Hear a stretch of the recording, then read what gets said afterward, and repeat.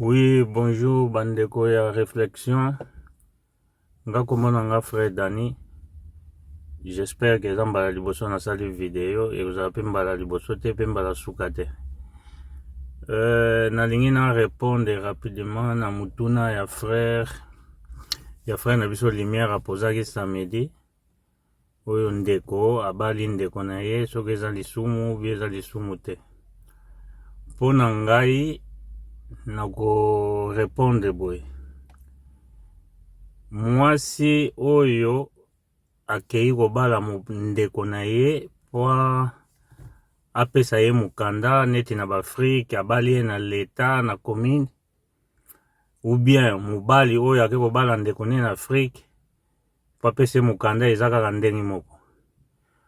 Donc tango kei obali ndeko na yo me mobali na yo oyo boza na ye na en couple abala yo en famille apesa badoti na ye apesa babiloko nyonso pona ngai nakanisi boye vrai mobali oyo abali ye oyo asali mariage na commune parce que biso soki obali na famille opesi dot suka nango wana eza première étape. Deuxième étape ezalaka bokeye église te. Deuxième étape ezalaka bokeye na commune boke kobala na commune. Après troisième étape ezalaka église. Donc oya commune yango wana leta enregistraka yango wana pe biso ape na poto toyebi ke vrai libala yango wana oya commune. Donc libala oyo ya prédot oyo topesi bambongo na famille leta wana yebi yango te. Oyo yebani ezali oyo obali na leta. Donc pona nga na ko considérer yango mwasi oyo bozo ko vivre yo balaki na famille na mobali oyo kei ko bala na Afrique.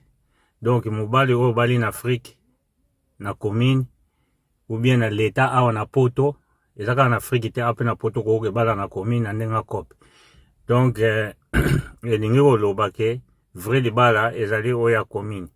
Mais ngai na koloba boye libala oyo ya commune. Donc engoloba ke mwasi ou bien mobali ozana mwasi mibale donc obala double. Donc moko aza likangu donc moko aza vrai mobali na yo oya commune aza vrai mobali na yo oyo mususu wana bovivaka na ye tata na bana no pe soki ndenge nini wana doki toloba aza likangu. Donc yango wana nga na ko répondre pona bongo. Mais Bible pe elobi na biso pe oyo ekangami awa na se ekangami likolo.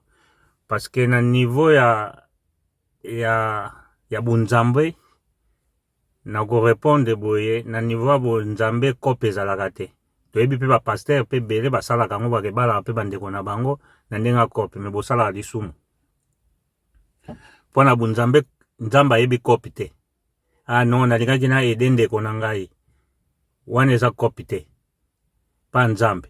Do tango yo bali mobali na leta nzambe pa akangi yango na se akangi yango pe likolo. Donc nzambe pe akonsidere yango eza vrai libala. Tango pe bake kobala yo pe na famille na prédote bapesi mbongo wana pe nzambe akangi na likolo akangi na se akonsidere yango vrai libala. Donc c'est toi de choisir.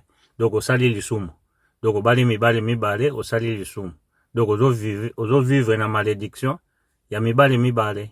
Donc mpona nga na ko répondre bongo frère Lumière réponse na nga yango wana ekomi mbala sima question mususu. OK, merci.